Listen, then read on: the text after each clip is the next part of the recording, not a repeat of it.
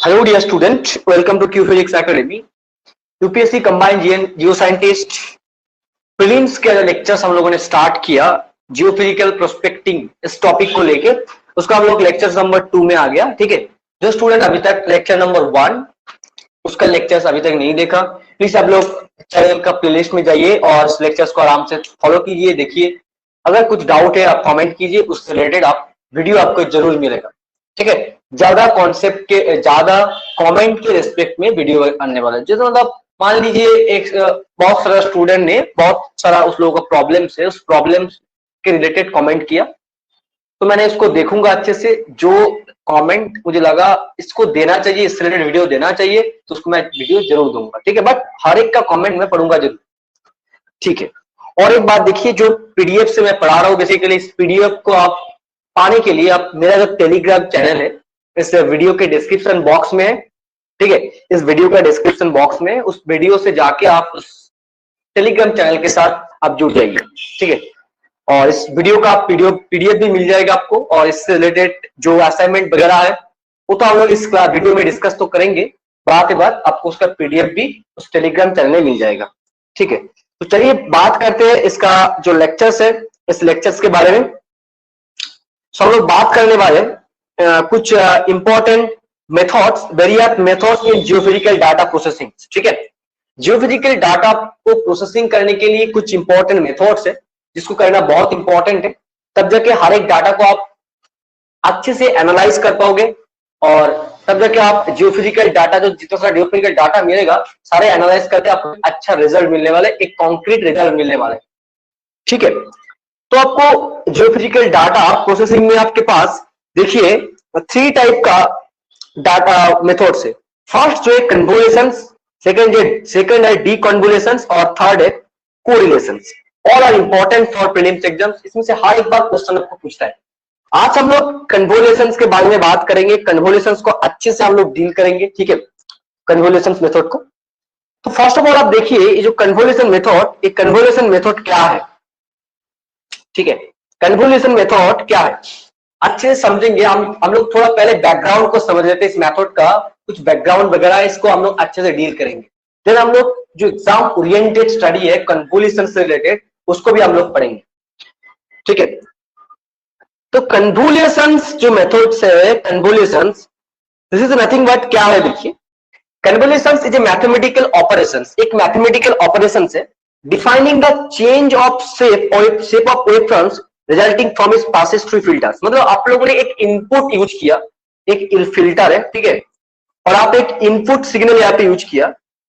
ठीक है, एक इनपुट सिग्नल यहाँ पे यूज किया और आपको एक आउटपुट सिग्नल मिलेगा, बट जो आउटपुट सिग्नल मिलेगा इनपुट सिग्नल से थोड़ा सा हटके होगा, मतलब उसका शेप चेंज हो जाएगा। This is called convolutions. तो दिस इज कॉल्ड फिल्टर। ये वाला फिल्टर है, ये वाला फिल्टर है, ठीक है, ये वाला फिल्टर है। तो एक इनपुट सिग्नल को आप फिल्टर में अप्लाई किया, ठीक है, इनपुट सिग्नल को आप फिल्टर में अप्लाई किया, और जो फिल्टर होने के बाद उसका जो आउटपुट होगा उसका शेप चेंज होने वाला है। तो इसको अच्छे से समझने के लिए आप एक एग्जांपल ले लीजिए। ठीक है, इसको हम लोग समझ लेते हैं, इसको एक अच्छे से समझने के लिए हम लोग एक एग्जांपल लेते हैं।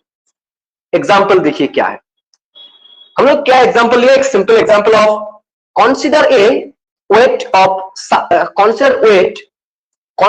weight suspended from the end of vertical spring। देखिए एक वेट है जो स्प्रिंग से सस्पेंड कर रहा है, और if the top of the spring is perturbed by some up and down movement. देखिए यहाँ पे इनपुट हम लोगों ने यूज किया, जो टॉप पोर्शन है, ठीक है, वहां पे हम लोग अप एंड डाउन फॉर्म में एक इनपुट ऑलरेडी अप्लाई किया, इनपुट हम लोगों ने अप्लाई किया। This is nothing but input है, and the motions of the weight, जो वेट का मोशंस है, that is nothing but the filter output. ठीक है, filter output. Is a series of damped oscillations and out of phase with the initial perturbations. इसके साथ इसका कोई out of phase ही नहीं है। तो आपने क्या किया, देखिए आपने एक स्पाइक सिग्नल यहाँ पे अप्लाई किया, ठीक है, एक स्पाइक सिग्नल अप्लाई किया। इस टाइप का स्पाइक सिग्नल आप लोगों ने यूज किया, up and down up and down, इस फॉर्मेट में आप स्पाइक सिग्नल अप्लाई किया। This is nothing but input signal है, ठीक है। और इस इनपुट सिग्नल को आप फिल्टर में यूज किया, देन आपको जो आउटपुट में सिग्नल मिला, दिस इज नथिंग बट एक डैम्प्ड सिग्नल मिला आपको। देखिए आपके पास एक डैम्प्ड आउटपुट सिग्नल मिला, डैम्प्ड आउटपुट सिग्नल मिला। So this is nothing but output signal. तो आपने यूज किया था स्पाइक सिग्नल और आपको मिला एक ऑसिलेटरी फंक्शन, आपको मिला ऑसिलेटरी फंक्शन इस टाइप का। दिस इज द बैकग्राउंड है, इसको और भी डिटेल्स हम लोग पढ़ाई करेंगे, ठीक है। तो यहाँ पे इनपुट सिग्नल है, ये वाला इनपुट सिग्नल है, इनपुट है, और इस आउटपुट डिस्प्लेसमेंट। देखिए ये वाला इनपुट डिस्प्लेसमेंट का कार्फ है और ये वाला आउटपुट डिस्प्लेसमेंट का कार्फ है, ठीक है। दोनों को हम लोग टाइम के रेस्पेक्ट में मेजरमेंट किया, दोनों का हम लोग टाइम के रेस्पेक्ट में हम लोगों ने मेजरमेंट किया, ये वाला भी टाइम के रेस्पेक्ट में मेजरमेंट किया, ठीक है। तो देखिए, तो जो कन्वोल्यूशन मेथड है, कन्वोल्यूशन मेथड में इनपुट में आप एक सिग्नल यूज किया, एक टाइप का सिग्नल यूज किया, और आउटपुट में देखिए आपको एक अलग टाइप का, अलग शेप का एक आउटपुट मिलेगा। This is called convolution. तो इसीलिए मैंने बोला फर्स्ट में मेरा कन्वोल्यूशन मेथड, जो कन्वोल्यूशन मेथड इस operation defining the change of shape of the waveforms resulting from it passes through the filter. मतलब आपका जो शेप है इनपुट सिग्नल का, वो वाला सिग्नल शेप चेंज होने वाला है। नथिंग बट बैकग्राउंड है। तो बैकग्राउंड के बारे में आपको थोड़ा आइडिया हुआ, ठीक है। तो चलिए नेक्स्ट बात करते इसको बात करने के लिए आपको एक टर्म आपको अच्छे से पढ़ना होगा। This is nothing but impulse response. Impulse response क्या है? देखिए जो इंपल्स रिस्पॉन्स होता है define as the output of the filter. तो देखिए आपने एक स्पाइक इनपुट तो अप्लाई किया फिल्टर में और आपको एक आउटपुट मिला, इस आउटपुट का हम लोग बोलने वाले हैं इंपल्स रिस्पॉन्स। तो impulse response defined as the output of the filter when the input is a spike function. अपने एक स्पाइक फंक्शन, मतलब स्पाइक फंक्शन का मतलब आपने इस टाइप का सिग्नल यहां पे यूज किया और इसका जो आउटपुट होगा this is called impulse response होगा। This is called impulse response. So impulse response के बारे में आपको अच्छे से स्टडी करना होगा। इंपल्स रिस्पॉन्स के बारे में, इंपल्स रिस्पॉन्स क्या है, हम लोग कुछ नोट के फॉर्म में यहां पे लिखा है। अब देखिए इंपल्स रिस्पॉन्स एक्चुअली क्या है। देखिए ना, impulse response is a waveform in time domain. तो इंपल्स रिस्पॉन्स जो आपको मिलेगा उसको आप टाइम डोमेन में आपको कैलकुलेट करना है, but may be transform into the frequency domain bye Fourier transform. तो आपको इंपल्स रिस्पॉन्स टाइम डोमेन में मिलने वाला है और उसी इंपल्स रिस्पॉन्स को आपको फ्रीक्वेंसी डोमेन में कैलकुलेट करने के लिए आपको फूरियर ट्रांसफॉर्म अप्लाई करना होगा। तो फूरियर ट्रांसफॉर्म का हम लोग पढ़ाई करेंगे बाद में इसके बारे में। जो फिजिक्स का स्टूडेंट है उसको तो फूरियर ट्रांसफॉर्म पता है, बट जो फिजिक्स का स्टूडेंट को थोड़ा सा फूरियर ट्रांसफॉर्म में दिक्कत हो सकता है उसके बारे में मैं एक क्लास ले लूंगा और जितना सारा प्रीलिम्स में क्वेश्चंस पूछा है वो भी हम लोग बात कर लेंगे। तो देखिए इंपल्स रिस्पॉन्स वेव फंक्शंस आपको टाइम डोमेन में मिला, उसको फ्रीक्वेंसी डोमेन में आपको कन्वर्ट करना होगा। Next, basically the effect of filter is described bye convolution operations. मतलब जो फिल्टर का जो इफेक्ट है उसी को हम लोग बोलने वाले कन्वोल्यूशन ऑपरेशंस। सो जो मैंने इतना सारा काम किया, एक स्पाइक इनपुट फिल्टर में यूज किया, उसके बाद आपको इंपल्स रिस्पॉन्स मिला और उसी इंपल्स रिस्पॉन्स आपको टाइम डोमेन में मिला था, उसको आपको फूरियर ट्रांसफॉर्म यूज करके फ्रीक्वेंसी डोमेन में कैलकुलेट करना। सारे case all are nothing but convolutions. ये जो ऑपरेशंस है this is nothing but a convolutions operations. सारे operations are nothing but convolutions operations. आप थोड़ा सा बैकग्राउंड को समझ लीजिए, ठीक है, आराम से आपको समझ आएगा। एक एक बात आप अच्छे से लर्न कीजिए। नेक्स्ट, कन्वोल्यूशंस ऑपरेशंस क्या है। देखिए तो convolutions operations such that if the input signal, हम लोगों ने एक इनपुट सिग्नल यहाँ पे यूज किया जीटी फिल्टर में, ठीक है, जो फिल्टर था इस फिल्टर में हम लोगों ने एक इनपुट सिग्नल यूज किया GT and is convolved with the impulse response of the filter. मतलब आपको एक इंपल्स रिस्पॉन्स मिलने वाला फिल्टर जीटी, अब इस दोनों को आप कन्वोल्व कीजिए। कन्वोल्व मतलब को आप इस जीटी के साथ कन्वोल्व कीजिए एफ ऑफ टी। ये जो स्टार मार्क वाला पार्ट है, it is represent the convolution operations. ठीक है, सो आपको क्या करना होगा, आपने फिल्टर में जो इनपुट सिग्नल यूज किया और आउटपुट में जो आपको इंपल्स रिस्पॉन्स मिलेगा, दोनों का कन्वोल्ट कीजिए। This is nothing but the convolution operations. तो कन्वोल्यूशन ऑपरेशंस अब किसके बीच के बीच होने वाला है, इनपुट सिग्नल और इंपल्स रिस्पॉन्स, इस दोनों के बीच आप कन्वोल्ट कीजिए, देन आपको कन्वोल्यूशंस का ऑपरेशन आपको मिलने वाला है। तो देखिए मैंने यहाँ पे एक मैथमेटिकल फॉर्म भी लिख के रखा है, उसका जो आउटपुट होता है yt equals to gt star f of t। gt is nothing but the input signal और f of t is nothing but the impulse response है। ठीक है, इंपल्स रिस्पॉन्स है, ये वाला इनपुट है, ये वाला इनपुट सिग्नल है और ये वाला इंपल्स रिस्पॉन्स है। ओके, ये वाला इंपल्स रिस्पॉन्स है। सो कन्वोल्यूशंस का मतलब इनपुट, फिल्टर का जो इनपुट सिग्नल और फिल्टर का जो आउटपुट सिग्नल है, उस दोनों के बीच आप कन्वोल्ट कीजिए। ठीक है, एक क्रॉस मल्टीप्लीकेशन आपको करना होगा बेसिकली, दोनों के बीच जो जितना सारा मैग्नीट्यूड मिलेगा, इनपुट में जितना सारा मैग्नीट्यूड है, ये भी तो डिस्क्रीट वैल्यू है, और आउटपुट में जो जितना सारा डिस्क्रीट वैल्यू मिलेगा, हर एक डिस्क्रीट वैल्यू को आपको बेसिकली क्या करना होगा, क्रॉस मल्टीप्लीकेशन करना होगा। वही मैंने बोल रहा हूं, कन्वोल्ट का मतलब एक्चुअली होता है क्रॉस मल्टीप्लीकेशन। ठीक है, क्रॉस मल्टीप्लीकेशन, ठीक है, क्रॉस मल्टीप्लीकेशन आपको करना होगा। यही है क्या है, कन्वोल्यूशन ऑपरेशंस। तो आप एक एग्जांपल के थ्रू इसको समझ लीजिए, जो कन्वोल्यूशन हम लोग करने वाले, इसको आप एग्जांपल के थ्रू भी हम लोग समझेंगे। देखिए इन जनरल इसको बात करने वाले, if G I is the input signal, आप एक इनपुट सिग्नल, बहुत सारा इनपुट सिग्नल अपने अप्लाई किया, डिस्क्रीट फॉर्म में अप्लाई किया, 1 2 3, मतलब आपने अप्लाई किया G1 G2 G3 and so on करते करते आप M, मतलब इसका लेंथ क्या है, M, मतलब M नंबर ऑफ यहाँ पे डिस्क्रीट सिग्नल है, इनपुट सिग्नल आपने अप्लाई किया। उसके बाद आपको इसका जो फिल्टर है, मतलब इंपल्स पास मिलने वाला है, वो भी आपको डिस्क्रीट फॉर्म में ही तो मिलेगा। ठीक है, डिस्क्रीट फॉर्म में आपको मिलेगा। सो Fi भी आपको मिला कितना, F1 F2 F3 and so on करते करते आपको इसका भी लेंथ आपको n मिला। तो आपको अपने input signal m number of input signal apply किया और उसके बाद n number of our impulse response apply किया। इस कन्वोल्ट ऑपरेशंस, इसको दोनों के बीच आप कन्वोल्ट किया, then the convolutions output functions yk is given by as like that. मतलब इसका जो आउटपुट सिग्नल आपको मिला y of k, that is nothing but i 1 से लेके m जी आई और एफ के माइनस आई, और इसका जो आउटपुट का जो लेंथ होगा, आउटपुट का जो लेंथ होगा m प्लस n माइनस 1। आराम से आप नोट डाउन कीजिए, आराम से आप इसको नोट डाउन कीजिए, आराम से इसको नोट डाउन कीजिए।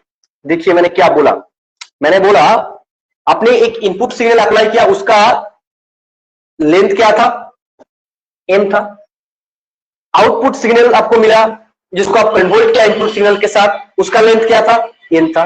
तो ओवरऑल दोनों को कन्वर्ट करने के बाद जो आपको आउटपुट फंक्शन मिलेगा, उसका लेंथ क्या होने वाला है, m plus n minus 1। Very very important है, इससे आपको प्रीलिम्स में क्वेश्चन पूछने वाला है। तो कन्वोल्यूशन आउटपुट का जो लेंथ होता है क्या होता है, m plus n minus 1। m क्या है, जो m है इनपुट सिग्नल का लेंथ, n क्या है, जो इंपल्स फंक्शन का लेंथ, और m plus n minus 1 this is nothing but the length of convolution करने के बाद जो आउटपुट मिलेगा उसका लेंथ।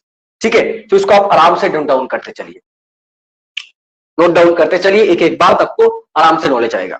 ठीक है, ओके, चलिए बात करते हैं नेक्स्ट ऑपरेशंस के बारे में। इसको हम लोग अच्छे से समझने के लिए एक एग्जांपल के थ्रू हम लोग इसको समझेंगे। एग्जांपल में क्या किया देखिए, तो the convolutions process are shown for 2 digital functions. हम लोग 2 डिजिटल फंक्शंस के इसको करने वाले, 2 डिजिटल फंक्शंस के लिए इसको करने वाले। A double spike functions, A double spike functions given by एक स्पाइक फंक्शन, मतलब आपने इनपुट यूज किया, जो इनपुट यूज किया जी I nothing but G1 G2 G3 इस तरह का है। तो हर एक का वैल्यू यहाँ पे कैसे हम लोग डाला, देखिए आराम से, 2 0 1 इस तरह का डिस्क्रीट फॉर्म में इनपुट डाला, इनपुट सिग्नल डाला, इनपुट सिग्नल, ठीक है। उसके बाद इंपल्स रेस्पॉन्स जो है, इंपल्स रेस्पॉन्स Fi, इसका वैल्यू क्या था, F1, F2, F3 और F4 है, ठीक है। F3, F4 इस टाइप में आप यूज किया, इस फॉर्म डाला। हर एक का वैल्यू क्या है, देखिए 4, 3, 4 है, 3 है, 2 है, 1 है। आप इस दोनों को आपको कन्वर्ट करना होगा, मतलब आपको क्रॉस मल्टीप्लीकेशन करना है। आपको चाहिए क्या, y ऑफ t चाहिए, मतलब आपको इस जी आई के साथ एफ ऑफ आई का क्रॉस मल्टीप्लीकेशन करना होगा। तो चलिए क्रॉस मल्टीप्लीकेशन करिए। तो देखिए इसका लेंथ क्या है, इसका लेंथ 3 है, इसका लेंथ क्या है, 3 है, इसका लेंथ कितना है, इंपल्स फंक्शन का लेंथ कितना है, 4 है।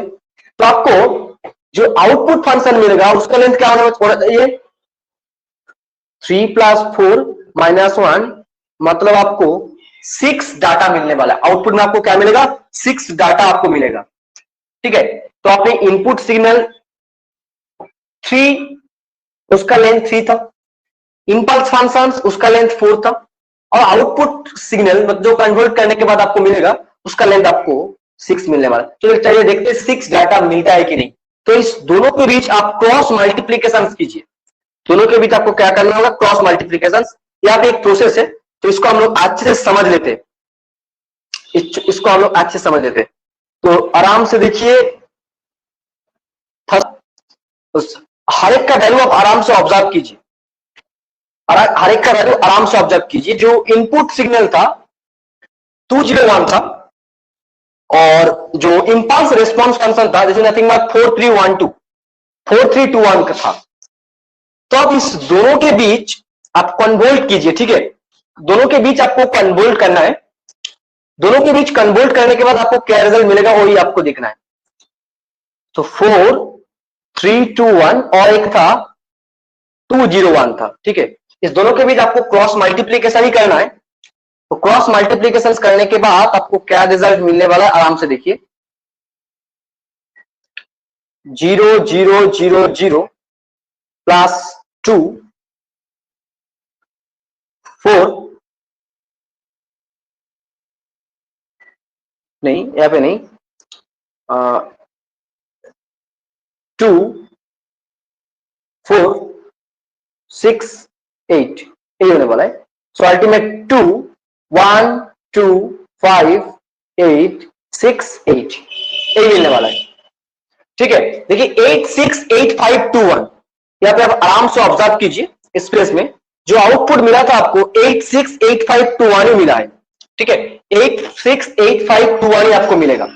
तो आप आराम से एक बात समझ लीजिए, जो इनपुट सिग्नल और इंपल्स रिस्पॉन्स फंक्शन से इस दोनों के बीच कन्वोल्यूशन का मतलब आपको सिर्फ उस दोनों को जो वैल्यू आपको डिस्क्रीट वैल्यू गिवन है एम्पलीट्यूड के फॉर्म में, उस दोनों के बीच आपको क्रॉस मल्टीप्लीकेशन करना है, बस आपको रिजल्ट मिल ही जाएगा। और देखिए इसका लेंथ क्या मिला, 3 है और 3, मतलब आपको 6 मिला था। तो हम लोगों ने इसका कैलकुलेशन तो ऑलरेडी किया था। देखिए इसका लेंथ क्या होता है, m + n - 1 होता है ना, m + n - 1 होता है। तो m का वैल्यू क्या था, 3 था, n का वैल्यू क्या था, 4 था, और -1, सो उस दोनों के बीच 7 - 1, सो आपको 6 ही मिला। देखिए आराम से आपका रिजल्ट मिल ही गया। तो इनपुट सिग्नल का लेंथ 3 था और आउटपुट सिग्नल इंपल्स रिस्पॉन्स का लेंथ था 4, ठीक है, इंपल्स रिस्पॉन्स का लेंथ 4 था। तो कन्वोल्यूशन करने के बाद जो आउटपुट होगा उसका हर एक आउटपुट का वैल्यू कैसे कैलकुलेट करना है और उसका लेंथ कैसे कैलकुलेट करना है वो भी हम लोगों ने सीखा, ठीक है। चलिए, तो बैकग्राउंड थोड़ा सा आपको समझ आ गया कन्वोल्यूशंस के बारे में, ठीक है। नेक्स्ट बात करते हैं एक इंपॉर्टेंट सिस्टम के बारे में, इससे बहुत क्वेश्चंस पूछता है, वेरी वेरी इंपॉर्टेंट है, वेरी वेरी इंपॉर्टेंट है, लिनियर टाइम इनवेरिएंट सिस्टम और एलटीआई सिस्टम। एलटीआई सिस्टम इसका मतलब क्या होगा, ये जो सिस्टम है इट इज लिनियरिटी और टाइम इनवेरिएंट, टाइम इनवेरिएंट दोनों प्रॉपर्टी यहां पे अच्छे से होल्ड होता है, लिनियरिटी और time invariant properties are hold, okay. तो देखिए ये जो सिस्टम, तो लिनियर टाइम इनवेरिएंट सिस्टम, इसको आपको आराम से सॉल्व करना होगा, आराम से सीखना होगा क्या है लिनियर टाइम इनवेरिएंट सिस्टम, क्या है, ठीक है। लिनियर टाइम इनवेरिएंट क्या है इसको आपको अच्छे से जानना होगा इसके बारे में। जो लीनियर टाइम इनवेरिएंट सिस्टम। तो देखिए system takes in an input function and returns the output function. मतलब जो फंक्शंस आपने इनपुट में यूज किया उसको आपको आउटपुट में सेम ही मिलने वाला है।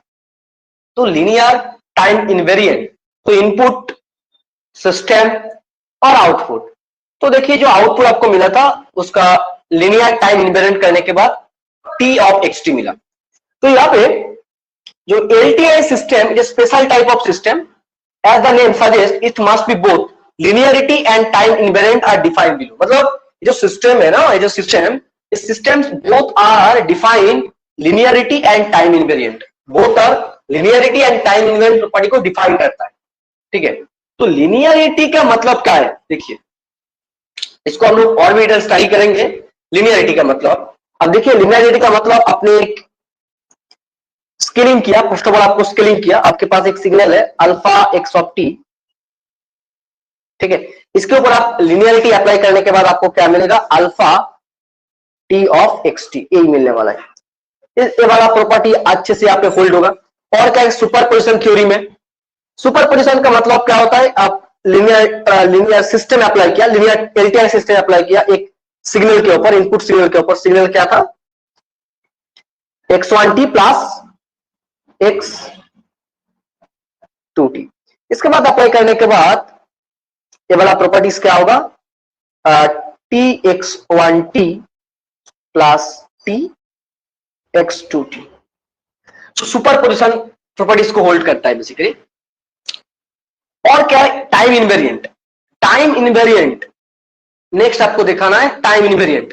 टाइम इनवेरिएंट में क्या है, देखिए टाइम इनवेरिएंट जो आउटपुट सिग्नल है, if yt equals to txt, मतलब जो आउटपुट सिग्नल आपको मिला था this is nothing but t of xt मिलता है।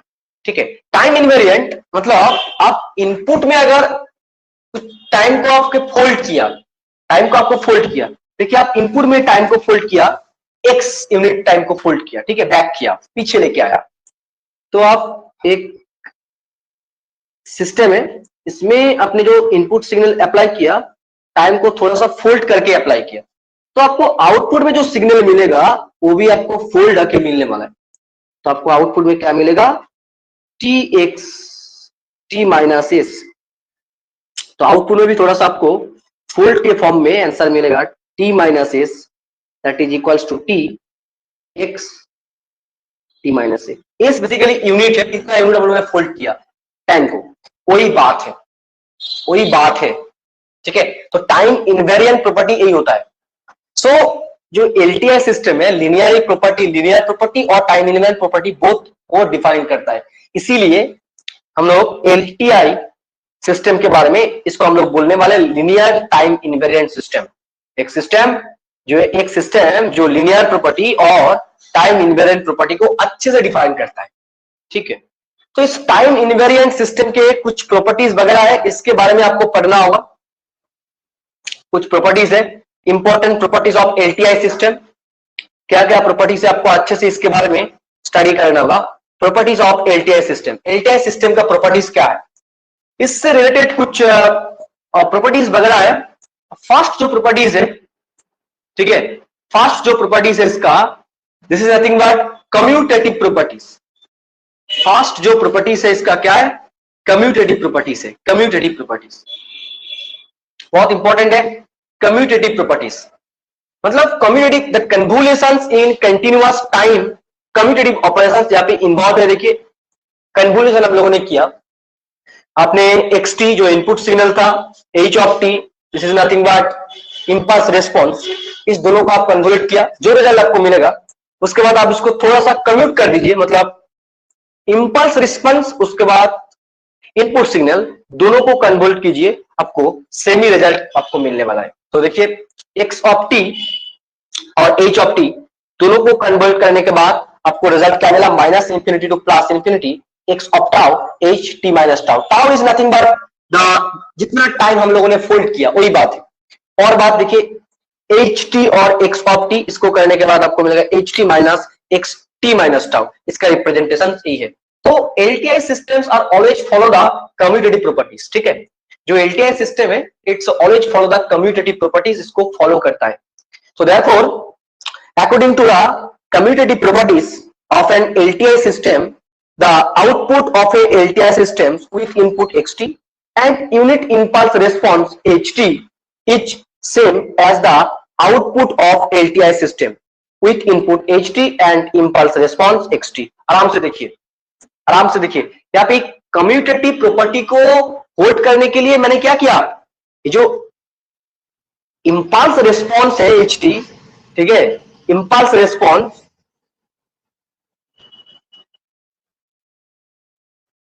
यूनिट इंपल्स रिस्पॉन्स हम लोगों ने यूज किया। क्या यूज किया, आराम से ऑब्जर्व कीजिए, यूनिट इंपल्स रिस्पॉन्स यूज किया, आराम से ऑब्जर्व कीजिए, ठीक है, तब जाके कम्यूटेटिव प्रॉपर्टी होल्ड होता है। इसको अच्छे से आपको नोट डाउन करना है। Therefore, according to the commutative property of an LTI system, the output of the LTI system with input xt and with impulse response ht is same as the output of the LTI systems with input ht and impulse response xt। मतलब next बार जो आपको output मिलेगा आप उसको input में use कीजिए और impulse response जो xt मिला था आपको मिलेगा उसको आप कन्वर्ट कीजिए, आपको सेम रिजल्ट मिलने वाला है। तो LTI systems always follow the commutative properties, और उसके लिए आपको जो इंपल्स रेस्पॉन्स यूज करना होगा it's nothing but unit impulse response, आप उसको याद रखिए, ठीक है। यूज करने वाले हम लोग unit impulse response.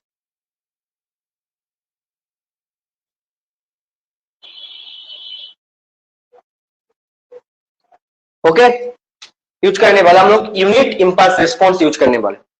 Okay, next बात करते हैं डिस्ट्रीब्यूटिव प्रॉपर्टी। डिस्ट्रीब्यूटिव प्रॉपर्टीज मतलब डिस्ट्रीब्यूटिव प्रॉपर्टीज को भी यहाँ पे फॉलो करते हैं। जो एलटीआई सिस्टम है it is always follow distributive property. मतलब फिर से हम लोगों ने the convolutions in continuous time distributions over additions to देखिए यहाँ पे h of t impulse response function से इसको एडिशन फॉर्म में लिया और उसके साथ इनपुट जो सिग्नल था, इनपुट जो सिग्नल था उसको हम लोग कन्वर्ट किया। कन्वर्ट करने के बाद वो दोनों देखिए आराम से इंडिविजुअली एक दूसरे से कन्वर्ट कर दिया, ठीक है। मतलब डिस्ट्रीब्यूटिव प्रॉपर्टी को भी ये लोग होल्ड करता है, ये लोग होल्ड करता है। तो आप आराम से एक बात यहाँ पे लिख लीजिए, the distributive properties of the LTI system have useful interpretations in terms of the system in interconnections. Hence according to this two LTI systems with impulse function, हम लोगों ने टू एलटीआई सिस्टम यहाँ पे यूज किया, एक है h1t और दूसरा है h2t। Connect in A parallel, तो हम लोग एक एलटीआई सिस्टम अप्लाई किया, उसके बाद अनदर अप्लाई किया और इस दोनों को हम लोगों ने कनेक्ट किया और यहाँ पे एक इनपुट सिग्नल हम लोगों ने अप्लाई किया, ठीक है।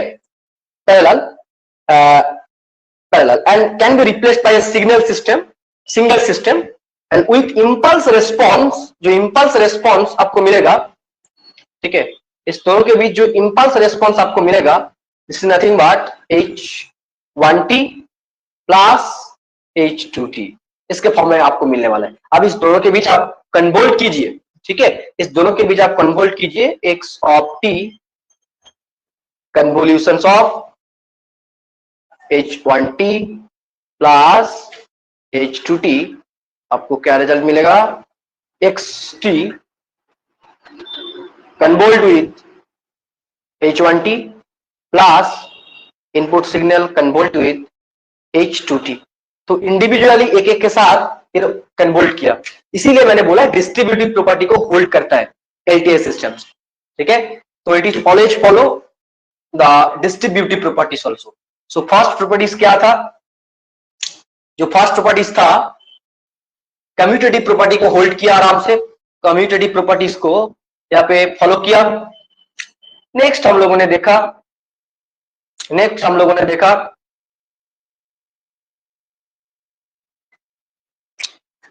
it is also follow the distributive properties also, it is follow also the distributive properties। next properties क्या है इसके बारे में हम लोग थोड़ा सा बात करते हैं। एसोसिएटेड प्रॉपर्टी भी फॉलो करता है, एसोसिएटिव प्रॉपर्टीज। जो एसोसिएटिव प्रॉपर्टीज है उसको भी फॉलो करता है। एसोसिएटिव प्रॉपर्टीज क्या है? The convolutions in continuous time is associative. The convolutions in continuous time is associative मतलब देखिए एक्स ऑफ टी उसके साथ H1T कन्वोल्ट क्रॉस मल्टीप्लीकेशन H2T करने के बाद अब आराम से आप XT और H1T आप इसको कन्वर्ट कीजिए, जो रिजल्ट मिलेगा उसके साथ आप H2T को आप कन्वर्ट कीजिए। तो एसोसिएटिव प्रॉपर्टी को भी आप थोड़ा सा याद कर लीजिए, नोट डाउन कर लीजिए, इसको नोट करना भी इंपॉर्टेंट है। ठीक है, आपको सीखना होगा, बाद में इसके बारे में काम आने वाला है, मेंस में काम आने वाला है। ठीक है, तो आपको हर एक प्रॉपर्टीज को आपको अच्छे से डील करना होगा। देखिए therefore the according to associative properties the signal can be converted in any order signals can be converted in any order। केवल आप नोट डाउन कर लीजिए, आराम से आप इसको नोट डाउन कर लीजिए, इससे आपको प्रीलिम्स में क्वेश्चंस मिलेगा, इससे आपको प्रीलिम्स में क्वेश्चंस मिलेगा। ठीक है, एसोसिएटिव प्रॉपर्टी क्या होल्ड करता है? जहां signals can be convert in any order के साथ ये कन्वर्ट करने वाले हैं। ठीक है, एसोसिएटिव प्रॉपर्टी को होल्ड करता है। नेक्स्ट आता है कॉजालिटी प्रॉपर्टीज। ओके, नेक्स्ट आता है causality properties of LTI systems. Causality properties of LTI system क्या है, क्या आपको एक्सप्लेन करने वाले इस प्रॉपर्टीज के थ्रू, आप इसके बारे में थोड़ा सा पढ़ाई कीजिए। देखिए causality systems is not a anticipatory and does not produce an output before N input is applied. ठीक है, ये बात सही है। Therefore, the output of a causal system depends only on the present and past value of the input, but not on the future inputs। आराम से इसको भी आप नोट डाउन कीजिए। The output of a causal system depend only on the present and past value of the input, but does not depends on future inputs। So hence, for a causal LTI systems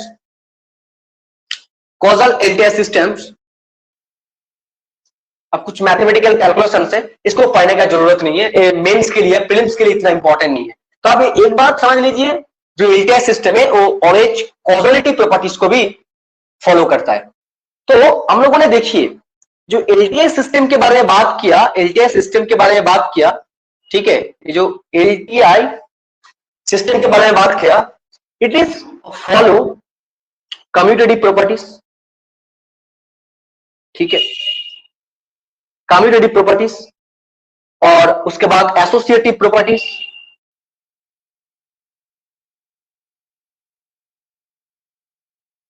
उसके बाद क्या follow किया? Causality properties,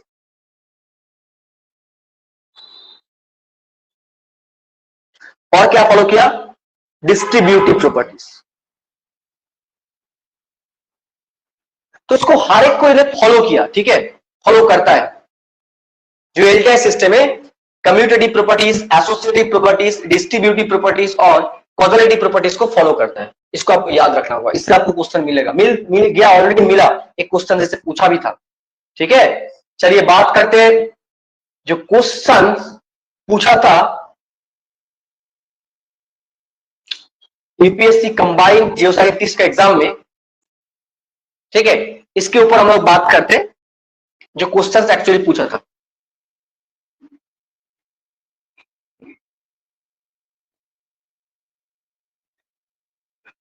हाँ,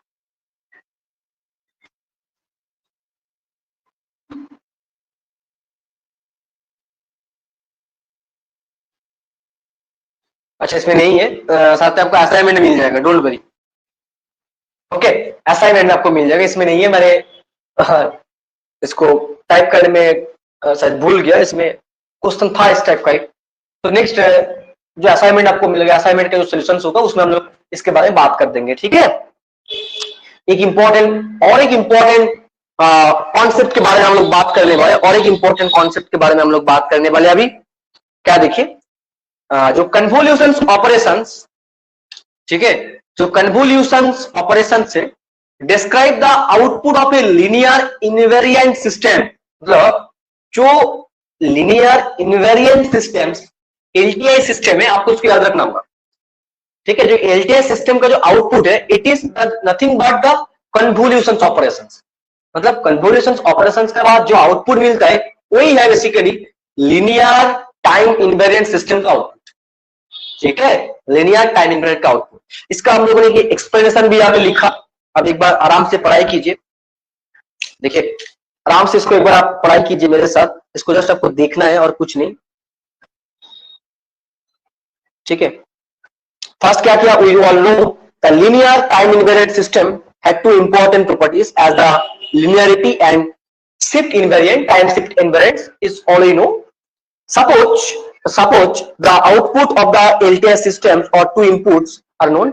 So we know the inputs of, suppose outputs of the LTI systems or two inputs are known. हम लोग दोनों output हम लोग जानते हैं आराम से। The linearity states that the linear combinations of these two inputs is fed to the system, then output of the system is also the linear combinations. मतलब आपने अगर एक linear combinations के फॉर्म में इनपुट अप्लाई किया तो आपको जो आउटपुट मिलेगा वो भी एक linear combination फॉर्म में मिलेगा। ये बात सही है, ये बात तो सही है।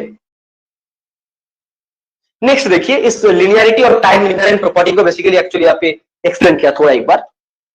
Next, suppose the output of the LTI system of input is known, हम लोग इनपुट को जानते हैं, and the shift invariance implies that the time shift versions of the input is fed to the system and the output of the system is also time shift versions. मतलब आपने अगर एक time shift input में time shift version use किया, जो मैंने बोला था टी माइनस टाउ, तो इससे रिलेटेड आपको जो आउटपुट मिलेगा वो भी आपको क्या मिलेगा, एक टाइम शिफ्ट वर्जन के फॉर्म में मिलेगा। यही मैंने बात किया था लिनियरिटी और टाइम इनवेरिएंट और शिफ्ट इनवेरिएंट, यही एलटीआई सिस्टम का एक बेसिक आइडिया है। ये बात तो सही है, इससे कोई आपको दिक्कत नहीं है। पर इसके बाद जो एलटीआई सिस्टम का आउटपुट है, this is nothing but the convolution operation, इसको हम लोग थोड़ा एक बार प्रूव करते हैं। देखिए, let us take an example, like digital systems. Of the purpose of simplicity, we for these systems as the impulse nothing but a Kronecker delta function। हम लोगों ने impulse यूज किया, Kronecker delta impulse हम लोगों ने use किया जो f of t था। ठीक है, जैसे नथिंग बट हम लोगों ने impulse यूज किया जिसका वैल्यू 1 है और 0 है। 1 कब है, जब t का वैल्यू 0 होता है और t का वैल्यू ग्रेटर देन 0 से ज्यादा है तो आपको 0 मिलता है। तो हम इंपल्स के फॉर्म में हम लोगों ने एक डायरेक्ट डेल्टा फंक्शन यूज किया। ठीक है, आप देखिए आराम से, आप एक एक चीज आपको आराम से समझना होगा। आप अगर समझोगे तो आप आराम से इसको डील कर पाओगे, नहीं तो आप डील नहीं कर पाओगे। ठीक है, इसको आपको आराम से समझना होगा। ठीक है, तो सपोज देखिए, एज्यूम जीएन क्या था, इनपुट है। जीएन क्या है, इनपुट है। G N is a non zero only for this conditions and the input is combination of the multiple weighted impulse time shifted by different amount. Assume कर लेते हैं जो इनपुट सिग्नल्स है वो बेसिकली कन्वर्ट होने वाला है मल्टीपल वेटेड इंपल्स। बहुत सारा इस टाइप में आपको मिला था ना, जो इंपल्स आपको मिला था इस टाइप का मिला था, इसका बहुत सारा वेटेड है, बहुत सारा वैल्यू है ना, डिस्क्रीट वैल्यू है। तो ये भी एक वेटेड वैल्यू है, ये वाला भी एक वेटेड वैल्यू है, ये वाला भी एक वेटेड वैल्यू, ये वाला, तो मल्टीपल वेटेड इंपल्स है and time shifted by different amount. Of course time यहाँ पे शिफ्ट हो रहा है, time shift is also different amount. तो we need to find the output of the systems. तो एक एक इंपल्स इनपुट सिग्नल के साथ कन्वर्ट होने वाला है और आपको एक अल्टीमेट रिजल्ट मिलेगा। ठीक है, तो आप देखिए, let us assume the input has a impulse with weight a0, मतलब इसका weight मान लीजिए a0 है at n equals to 0, t equals to 0 के लिए मैंने मान ले दिस इज t, यहाँ पे जो n है ना this is nothing but t है, आप यहाँ पे इसको t मान लीजिए। ठीक है, t equals to 0। तो from the linearity property the जो आउटपुट आपको मिलने वाला है, ठीक है, जो आउटपुट आपको मिलेगा, अब इसको pt मान लीजिए और yt मान लीजिए, कुछ भी मान लीजिए। ठीक है, yt मान लेते हैं, it's nothing but weight into ht। H T, first के लिए आपको एच टी मिलेगा। ये वाला फर्स्ट आउटपुट मिला, फर्स्ट इंपल्स फंक्शन इसके साथ कन्वोल्ट किया और आपको मिला। सपोज द इनपुट है इंपल्स, नेक्स्ट आपको इंपल्स देना है A1, ये बड़ा इंपल्स हम लोगों ने अप्लाई किया A1 में, मतलब t इक्वल्स टू 1 सेकेंड, ठीक है, t इक्वल्स टू 1 सेकेंड में अप्लाई किया। Again from the linearity property and shift invariant property, time तो शिफ्ट हुआ ना, 1 से लेके प्लस डायरेक्शन में हम लोगों ने टाइम को शिफ्ट किया, तो linearity property as well as time invariant property यहाँ पे इन्वॉल्व होने वाला है। तो पार्शियल आउटपुट आपको अभी जो आउटपुट मिलेगा इस y1, आप इसको y0 मान लीजिए, ठीक है, t इक्वल्स टू 0 के लिए y0, तो आपको y1t क्या मिलेगा, A1 इंटू h इंटू आपको एक टाइम शिफ्ट के फॉर्म में आपको रिजल्ट मिलेगा, क्योंकि आपने जो इनपुट यूज किया था इंपल्स के फॉर्म में, वो टाइम इनवेरिएंट के फॉर्म में था, टाइम शिफ्टिंग के फॉर्म में था, ठीक है, टाइम शिफ्ट करके हम लोगों ने अप्लाई किया था। तो इसलिए आपको जो आउटपुट मिलेगा this is nothing but h1 ht minus 1, ठीक है, ये मिलने वाले। नेक्स्ट सिमिलरली देखिए, फॉर हम लोगों ने लास्ट वाला जो इंपल्स हम लोगों ने यूज किया दिस इज नथिंग बट, उसका वर्ड हम लोग मान लेते हैं AK, और यहाँ पे हम जो टाइम यूज किया K मान लेते हैं इन जनरल केस। तो इसके लिए जो अल्टीमेट आपको जो आउटपुट मिलेगा y of k that is nothing but AK h t minus k आपको मिलने वाला है, t माइनस k। तो आप सारे का वैल्यू आप यहाँ पे तो एसोसिएटेड प्रॉपर्टी और सुपरपोजिशन प्रिंसिपल तो होल्ड होता है आउटपुट में भी, तो आप सारे प्रॉपर्टीज आप यहाँ पे जस्ट एक बार होल्ड करा दीजिए, ठीक है, सारे properties. So from linearity properties, so from linearity properties of the output, इसको Pn आप छोड़ के आप yt मान लीजिए, ठीक है। तो by simple addition all this terms, so by simple additions all these terms A1 ht plus sorry यहाँ पे A नॉट था, ठीक है, A naught ht plus A1 h t minus 1 plus h2 t2 t minus 2 plus and so on AK h t minus k। तो सारे value को add करने के बाद आपको एक अल्टीमेट रिजल्ट मिलने वाला है, ठीक है। और यहाँ पे जो A0, A1, A2, AK all are represent the value of input. Input तो हम लोगों ने क्या यूज किया था, एक डेल्टा फंक्शन यूज किया था, तो A1, A2, A3 इसके फॉर्म में हम लोगों ने यूज किया, ठीक है। तो चलिए इसका वैल्यू बेसिकली हम लोग मान लेते हैं this is nothing but GI, इसको हम लोग मान लेते हैं GK और GI मान लेते हैं।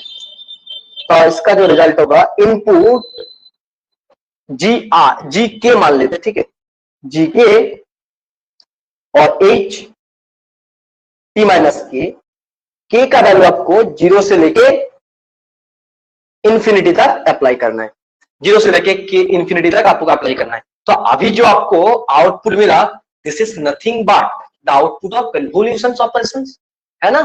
तो आपको एक आउटपुट आपके पास आउटपुट मिला this is nothing but the output of convolution operations. So LTI system में भी LTI सिस्टम आपने अप्लाई किया और LTI सिस्टम का जो आउटपुट है वो कन्वोल्यूशन ऑपरेशंस के साथ आउटपुट के साथ मैच हो रहा है। तो आप आराम से बोल